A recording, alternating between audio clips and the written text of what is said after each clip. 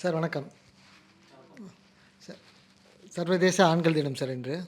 சர்வதேச ஆண்கள் தினத்தில் நீங்கள் என்ன சொல்ல விரும்புகிறீங்க? நீங்கள் வந்து ஒரு ஆஸ் ஏ அட்வொகேட்டு ப்ளஸ் அது இல்லாமல் வந்து ஆண்கள் பாதுகாப்பு சங்கம்னு வச்சுருக்கீங்க.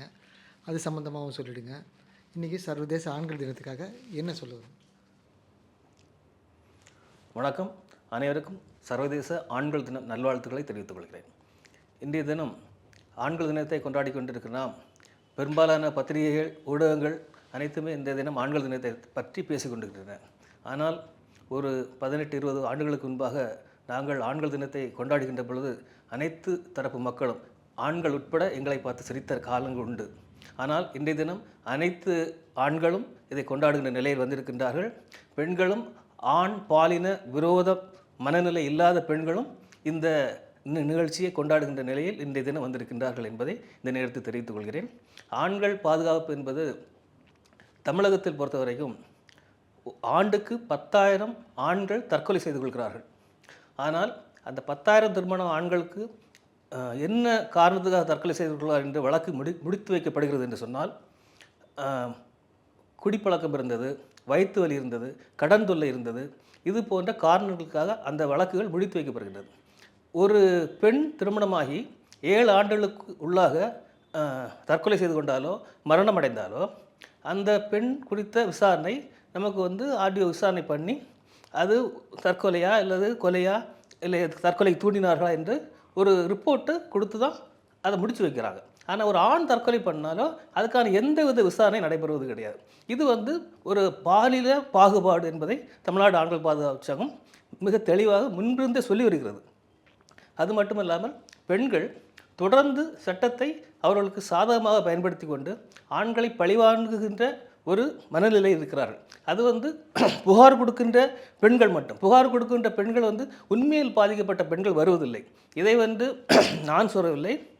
தேசிய மகளிர் ஆணையத்தினுடைய அறிக்கையில் அவங்க என்ன சொல்கிறாங்கன்னா, ஒரு 800-900 வழக்குகள் வருது என்று சொன்னால் அதில் வந்து பெரும்பான்மையான வழக்குகள் வந்து பொய் புகாராக தான் இருக்கிறது என்பதை மகளிர் ஆணையமே சொல்கிறார்கள். அது மட்டுமல்லாமல் முன்பாக எடுத்துக்கொண்டால் நம்ம 498 இருந்த வரதட்சணை புகார் பொறுத்த வரைக்கும் உச்சநீதிமன்றம் சொல்லுகிறது 90% வழக்குகள் பொய் புகாராக இருக்கிறது. அப்படி என்றால் இந்த புகார் கொடுப்பவர்கள் வந்து வேண்டுமென்றே ஆண்களை பழிவாகுகின்ற மனநிலையில் உள்ளவர்கள், இல்லை ஆண்களை மிரட்டி பணம் சம்பாதிக்கக்கூடிய, ஆண்களை மிரட்டி ஆண்களிடம் இந்த சொத்துக்களை அபகரிக்கக்கூடிய அந்த மனநிலை உள்ளவர்கள் மட்டும்தான் புகார் கொடுக்கிறார்கள். உண்மையான பாதிக்கப்பட்டவர்கள் புகார் கொடுக்க வருவதில்லை என்பதை நாங்கள் இந்த நேரத்தில் தெரிவித்துக் கொள்கிறோம். சார், இப்போ ஆண்கள் வந்து பாதிக்கப்பட்டிருக்காங்க. ஆண்களுக்காக நீங்கள் என்னென்ன மாதிரி கேஸ்கள் அதாவது வழக்குகள் வந்து சந்திச்சிருக்கீங்க? அதுக்கு எந்த மாதிரி தீர்வு கொண்டு வந்திருக்கீங்க? ஆண்களுக்கு இப்போ வந்து சட்ட ரீதியான பாதுகாப்பே கிடையாது. இப்போ வந்து விவாகரத்து டைவர்ஸ் கேஸில் எடுத்துக்கிட்டால் கூட பெண்கள் தரப்புக்காக தான் நீதிமன்றமே இருக்கிறது. அதில் மிக முக்கியமாக எடுத்துக்கொண்டால் இந்த குழந்தைகளை பராமரிப்பது, குழந்தைகளை வளர்ப்பது, இந்த குழந்தைகளை பார்ப்பதற்கு கூட அந்த கணவன்மாருக்கு அனுமதி கிடைப்பதில்லை.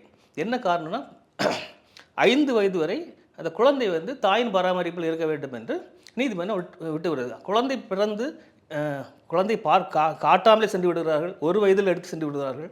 இந்த நிலையில் 5 வயதுக்கு பின்பாக அந்த குழந்தை எப்படி கணவரிடம் தந்தையிடம் வரும்? இது வந்து சட்டத்தின் மிக முரணாக இருக்கிறது.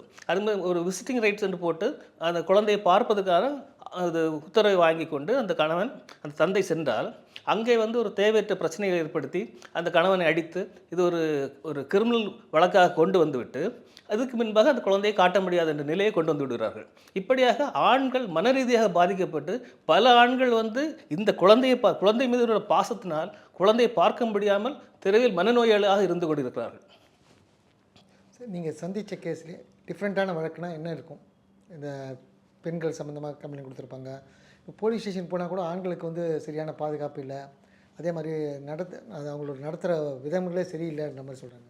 வழக்கை பொறுத்த வரைக்கும் நீங்கள் வந்து நான் முன்பாக அலுவலகத்தில் இருந்தபோது ஒரு இரவு 11 மணிக்கு எல்லாம் வரும்போது ஒரு ஆண் வந்து தலையில் இரத்த காயத்தோடு என்ன அலுவலகத்துக்கு வந்தார்.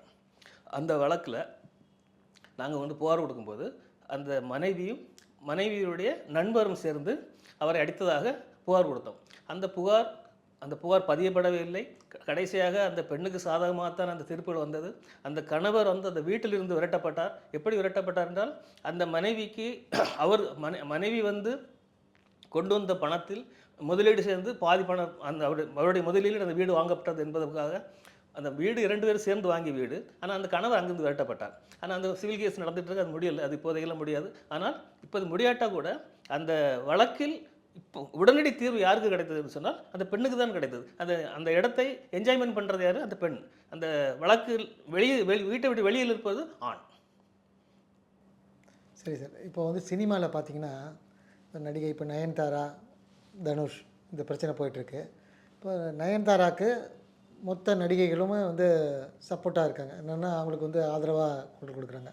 அது மாதிரி ஆண்கள் தான் தனுஷ்க்கு வந்து யாரும் பாதுகாப்பு கொடுக்கலையா, இல்லைனா அவங்களுக்கு வந்து சப்போர்ட் பண்ணுறதுக்கு ஆள் இல்லையா?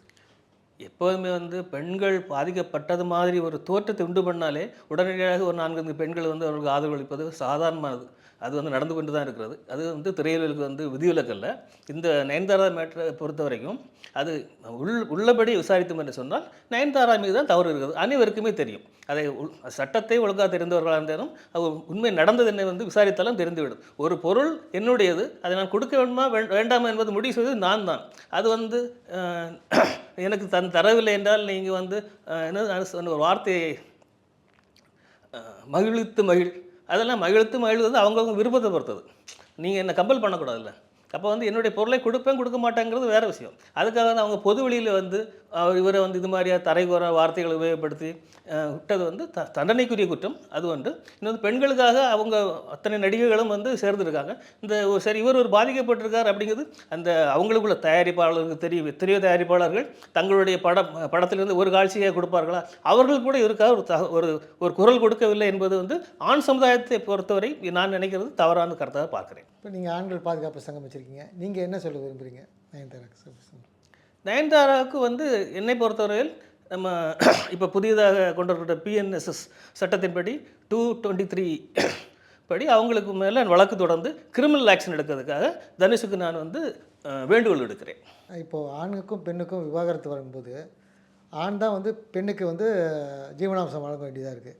அது சம்மந்தமாக நீங்கள் என்ன மாதிரி சப்போர்ட் பண்ணுறீங்க சார்? ஜீவனாம்ச சட்டத்திலே வந்து என்ன சொல்கிறாங்கன்னா, மனைவிக்கு கணவன் தான் வந்து ஜீவனாம்சம் கொடுக்க முடியாது. குழந்தை என்று சொன்னால் ஆண் பையனாக இருந்தாச்சுன்னா 18 வயது வரைக்கும் அந்த அப்பா தான் ஜீவனாம்சம் கொடுக்க வேண்டியிருக்குது.